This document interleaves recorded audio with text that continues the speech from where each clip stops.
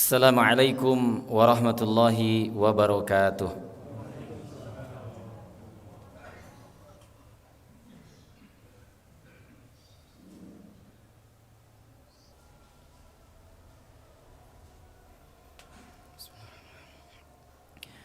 Innal hamdalillah nahmaduhu wa nasta'inuhu wa nastaghfiruh wa na'udzu billahi min shururi anfusina wa min sayyiati a'malina man yahdihillahu fala mudilla lahu wa man yudlil fala hadiya lahu ashhadu an la ilaha illallah wahdahu la sharika lahu wa ashhadu anna muhammadan 'abduhu wa rasuluhu alladzi la nabiyya ba'dahu Allahumma salli ala Muhammad wa ala ali Muhammad kama sallaita ala Ibrahim wa ala ali Ibrahim wa barik ala Muhammad wa ala ali Muhammad kama barakta ala Ibrahim wa ala ali Ibrahim fil alamin innaka Hamidum Majid.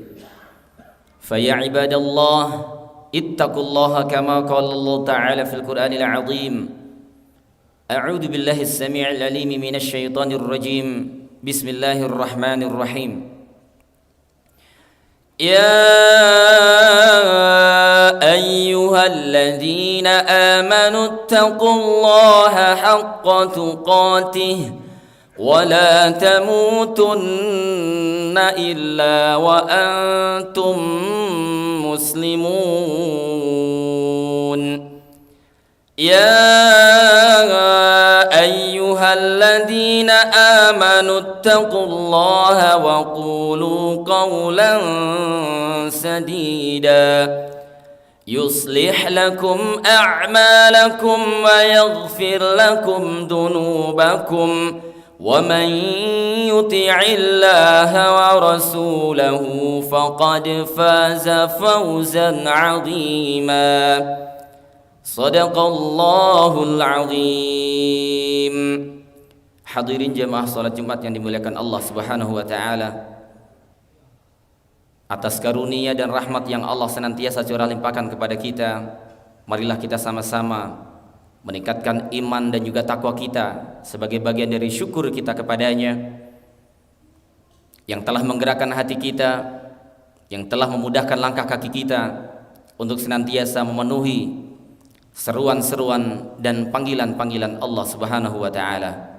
Kita berharap dan berdoa semoga upaya kita untuk selalu menghadirkan ketaatan kepada Allah Subhanahu wa taala, memenuhi panggilan-panggilan dan juga seruan-seruannya, menjadikan amalan itu sebagai amalan yang diterima dan amalan yang menyelamatkan kehidupan kita semua kelak ketika kita semua berkumpul dan berjumpa dengan Allah Subhanahu wa taala.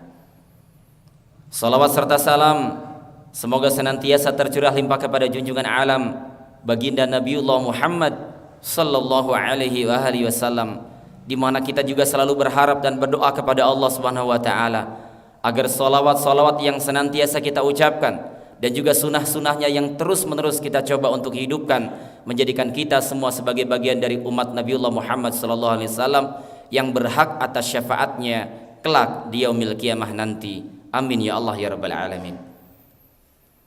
Hadirin jamaah salat Jumat yang dimuliakan Allah Subhanahu wa taala. Di dalam surah At-Taubah ayat 36, Allah Subhanahu wa taala berfirman, A'udzu billahi as-sami'il 'alim minasy syaithanir rajim. Bismillahirrahmanirrahim. Inna 'iddatasy syuhuri 'indallahi 12 syahran fi kitabillah. Yauma khalaqas samawati wal arda. Minha arba'atun hurum. Dzalikat dinul qayyim fala tadlimu fihinna anfusakum wa qatilul musyrikina kaffah kama yuqatilunakum kaffah wa'lamu annallaha ma'al muttaqin. Sesungguhnya bilangan bulan di sisi Allah ialah 12 bulan. Di antara 12 bulan itu ada 4 bulan yang disebut dengan bulan haram.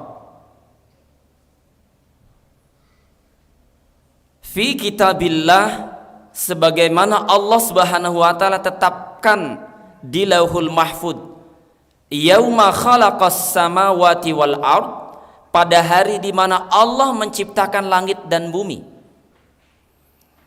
Artinya hadirin sekalian dimuliakan Allah Subhanahu wa taala, ayat ini memberikan penjelasan yang teramat gamblang kepada kita bahwa sejak awal Allah Subhanahu wa taala telah mengajarkan kepada kita tentang bagaimana bilangan waktu,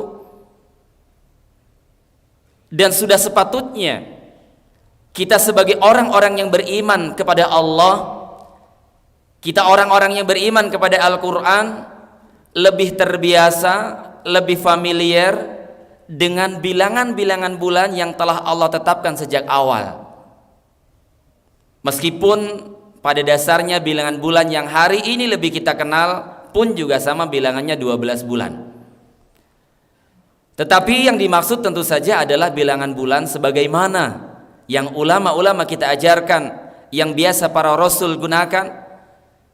Bahkan Allah Subhanahu wa taala kemudian katakan di ayat yang sama, dzalikat dinul qayyim, ketika Allah mengatakan bahwa bilangan bulan di dalam ketetapan Allah itu adalah 12 dan diantaranya ada 4 bulan haram. Kemudian Allah katakan dzalikat dinul qayyim, itu adalah agama yang lurus.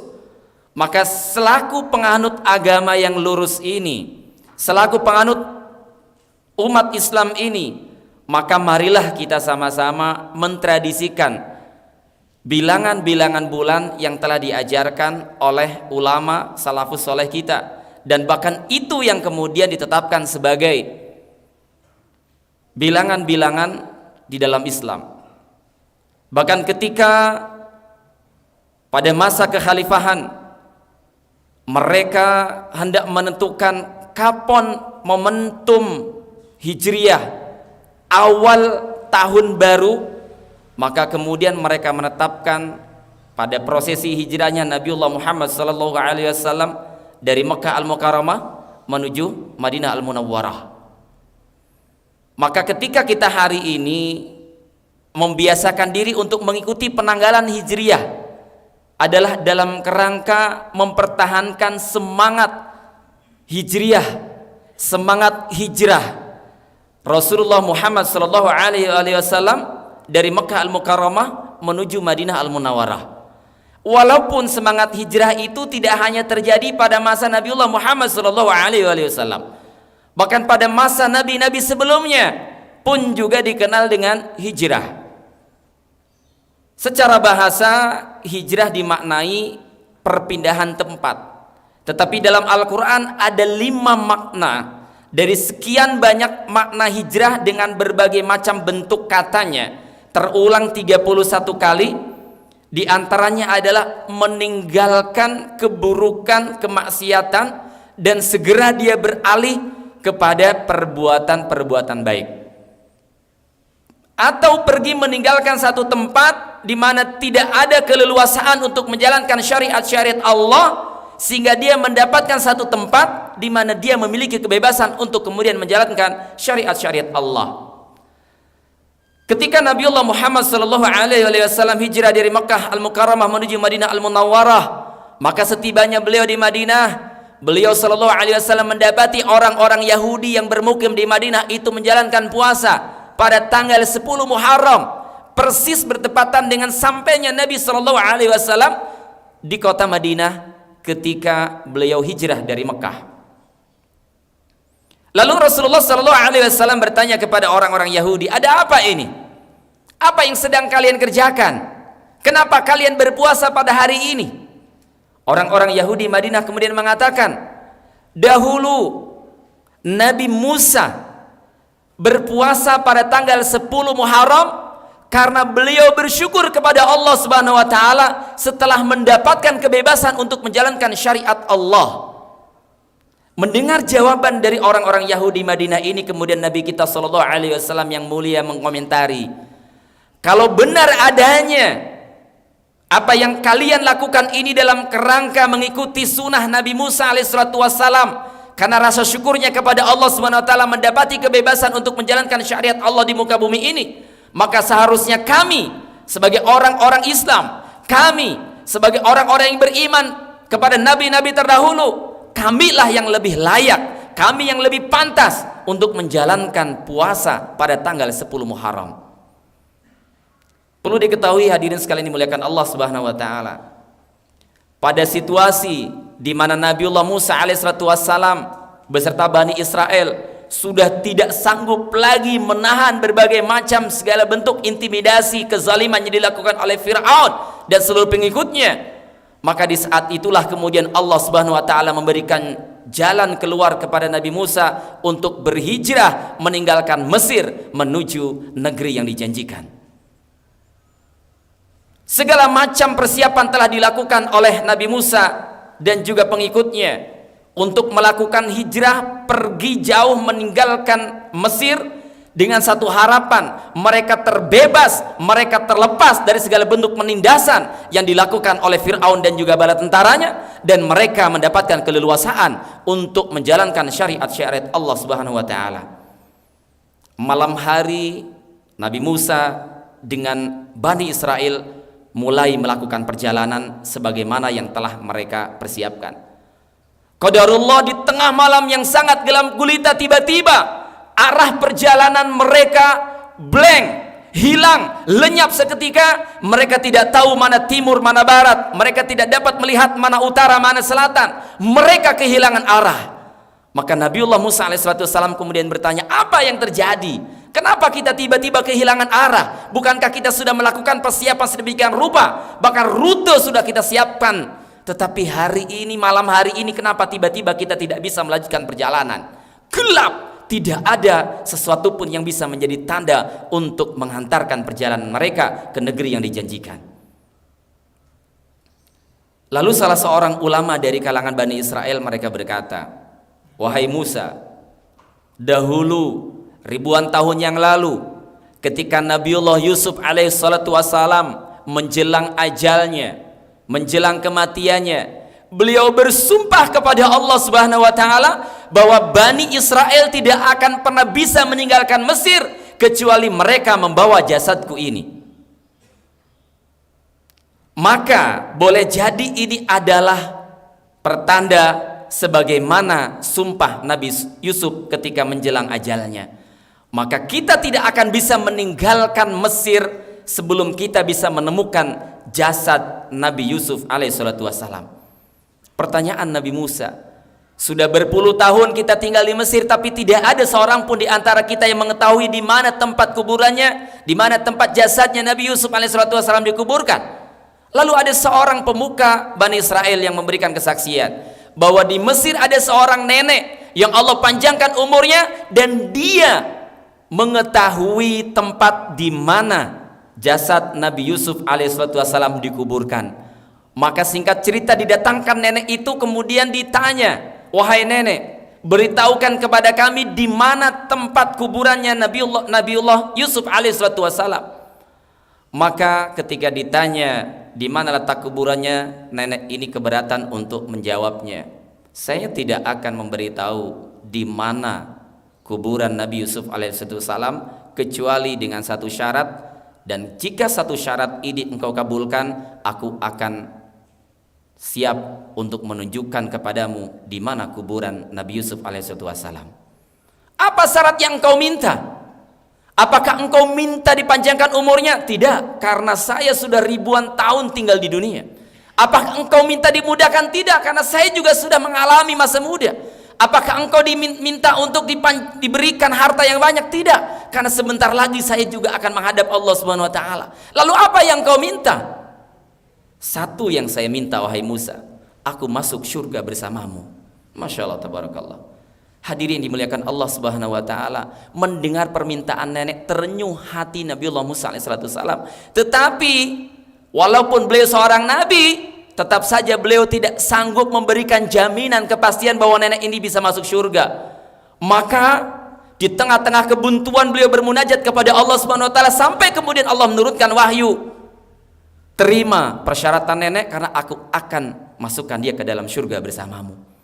Maka seketika itu kemudian nenek bergembira dan mengajak Nabi Musa beserta seluruh Bani Israel menuju ke satu tempat di mana ada danau di situ. Lalu nenek mengatakan, silakan keringkan air dari danau ini, Telah kering, aku akan tunjukkan satu tempat di mana kuburan Nabiullah Yusuf alaihissalam. Singkat cerita, di tengah malam setelah danau itu dikeringkan oleh seluruh Bani Israel secara bergotong royong bekerja sama, lalu menuju ke satu tempat di mana ada kuburan Nabi Yusuf alaihissalam.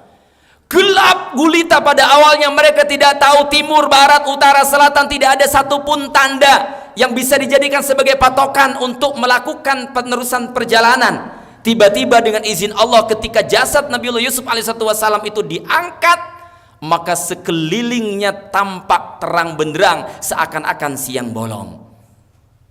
Maka mereka semuanya dengan izin Allah melanjutkan perjalanan sampai datangnya terbit matahari. Mereka persis berada di depan pantai. Apa yang terjadi kemudian? Kita tahu kisah selengkapnya. Ketika Nabiullah Musa beserta Bani Israel berada di tepi pantai, mereka melihat ke belakang pasukan Fir'aun dengan seluruh bala tentaranya. Seakan-akan tidak ada satupun tentara yang disisakan oleh Fir'aun, karena mereka ingin menghancurkan Musa dengan Bani Israel. Apa yang kemudian dikatakan oleh Bani Israel? Lagi-lagi Bani Israel, sebagaimana kita saksikan hingga hari ini pun juga, selalu saja mereka membuat ulah. Apa yang mereka katakan? Wa inna lamudrakun. Sungguh Musa, kami pasti akan tersusul oleh mereka. Habis kita sudah akan dibunuh oleh mereka. Kalau kita lanjutkan perjalanan ke depan, maka kita habis tenggelam. Tapi kalau kita mundur ke belakang, maka kita pasti akan dihabisi semua oleh pasukan Fir'aun dengan bala tentaranya. Lalu apa komentar Nabiullah Musa alaihissalam? Kalla, tidak mungkin. Tidak mungkin Allah akan membiarkan kita semuanya, dan Allah pasti akan memberikan petunjuk kepada kita. Maka apa yang terjadi kemudian? Kita tahu Allah memberikan wahyu kepada Nabiullah Musa alaihissalam, kemudian dipukulnya laut itu dan terbelah. Dan setiap belahan laut yang berjumlah 12 belahan itu masing-masing merupakan belahan yang sudah disiapkan oleh Allah untuk setiap kabilah yang berjumlah 12 dari Bani Israel itu. Sampai kemudian mereka semua menyeberangi laut tersebut, dan ketika mereka semua berhasil menyeberangi laut, tinggallah pasukan Fir'aun.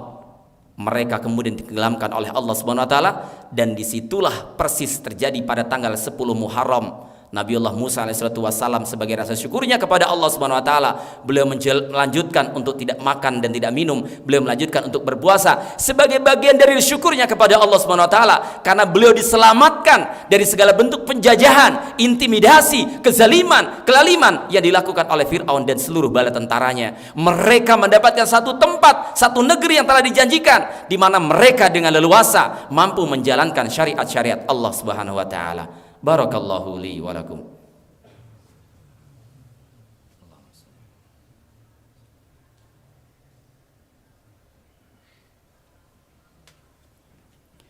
Alhamdulillahirabbil alamin alladzi nawwara qulubana bitilawatil Qur'an wa zayyana akhlaqana bijahil Qur'an wa hassana a'malana bidzikril Qur'an wa bayyada wujuhana bi barakatil Qur'an. Allahumma shalli wa sallim ala man unzila ilayhil Qur'an wa ala alihi wa ashabihi alladhina ta'allamu wa 'allamul Qur'ana ma ba'd. Hadirin jamaah salat Jumat yang dimuliakan Allah Subhanahu wa taala, maka berpuasa di bulan Muharram tanggal 10 adalah semangat untuk mensyukuri nikmatnya kemerdekaan yang telah Allah berikan kepada Nabi Musa, dan bahkan mensyukuri nikmatnya kemerdekaan yang dialami oleh Nabiullah Muhammad sallallahu alaihi wasallam ketika beliau melakukan hijrah dari Makkah Al-Mukarramah menuju Madinah Al-Munawwarah. Maka tentu saja semangat hijrah dengan semangat kemerdekaan ini memiliki relevansi yang sangat kuat, karena semangat hijrah itu tidak lain kita hadirkan kecuali ingin mendapatkan kemerdekaan untuk memiliki kebebasan menjalankan syariat Allah Subhanahu wa taala. Maka bagaimana kemudian kita memaknai semangat kemerdekaan dengan semangat untuk meningkatkan rasa ibadah kita kepada Allah Subhanahu wa taala, meningkatkan rasa syukur kita kepada Allah Subhanahu wa taala atas nikmatnya keleluasaan untuk menjalankan syariat-syariatnya. maka kemerdekaan tentu saja tidak boleh kita pahami kebebasan dalam pengertian yang sebebas-bebasnya, tapi kebebasan yang masih mengikuti batasan-batasan yang telah digariskan oleh Allah Subhanahu wa taala di dalam Al-Qur'an dan juga sunnah Rasulullah sallallahu alaihi wasallam. Maka yakin ketika kita mampu mensyukuri nikmat kemerdekaan ini dengan menghadirkan semangat hijrah, semangat jihad dengan penuh kesungguhan, maka insya Allah tidak perlu waktu lama sesungguhnya kita untuk memerdekakan diri kita, keluarga kita dan juga bangsa kita ini dari sebagai macam bentuk penindasan. Bukan hanya penindasan secara fisik dari kaum kolonial atau penjajah, tetapi dalam berbagai macam bentuk yang teramat luas. Yang lebih dalam dari itu semuanya adalah penjajahan hawa nafsu atas diri kita. Maka ketika kita semuanya mampu menghadirkan semangat hijrah diiringi dengan jihad fisabilillah untuk terus menghadirkan ketaatan kita kepada Allah Subhanahu wa taala, maka insya Allah Allah akan berkahi kehidupan kita. Mudah-mudahan Allah buka hati dan juga pikiran kita sehingga kita siap sedia untuk selalu meninggalkan segala bentuk keburukan, segala bentuk kotoran, segala bentuk kemaksiatan yang menjauhkan diri kita dari ridho Allah Subhanahu wa taala, dan kita diberikan kesiapan untuk senantiasa menghadirkan kebaikan-kebaikan sehingga bukan saja kita mendapatkan keberkahan, tetapi kita juga akan mendapatkan maghfirah, ampunan dari Allah Subhanahu wa taala, bahkan kita akan dihapuskan dari segala bentuk kesalahan-kesalahan itu. Innal hasanati yudhibnas sayyiat, bahwa sesungguhnya segala bentuk kebaikan mampu menghapuskan keburukan-keburukan yang telah kita lakukan di masa yang lalu. Faqala ta'ala fil Qur'anil 'azim, a'udzu billahi as-sami'il 'alim minasyaitonir rajim. Bismillahirrahmanirrahim. Innallaha wa malaikatahu yusalluna 'alan nabi ya ayyuhalladzina amanu sallu 'alaihi wa sallimu taslima. Allahumma salli 'ala sayyidina Muhammad wa 'ala ali sayyidina Muhammad kama sallaita 'ala sayyidina Ibrahim wa 'ala ali sayyidina Ibrahim wa barik 'ala sayyidina Muhammad wa 'ala ali sayyidina Muhammad kama barakta 'ala sayyidina Ibrahim wa 'ala ali sayyidina Ibrahim fil 'alamin innaka Hamidum Majid. Allahumma ighfir lil muslimina wal muslimat wal mu'minina wal mu'minat al ahya'i minhum wal amwat. Allahumma ighfir lana dhunubana wa liwalidina warhamhum kama rabbawna shighara. Allahumma ighfir lana dhunubana wa liwalidina warhamhum kama rabbawna shighara. Allahumma ighfir lana dhunubana wa liwalidina warhamhum kama rabbawna shighara. Allahumma ighfir lana dhunubana wa liwalidina warhamhum kama rabbawna shighara. Allahumma ighfir lana dhunubana wa liwalidina warhamhum kama rabbawna shighara. Allahumma ighfir lana dhunubana wa liwalidina warhamhum kama rabbawna shighara. Allahumma ighfir lana dhunubana wa liwalidina warhamhum kama rabbawna shighara.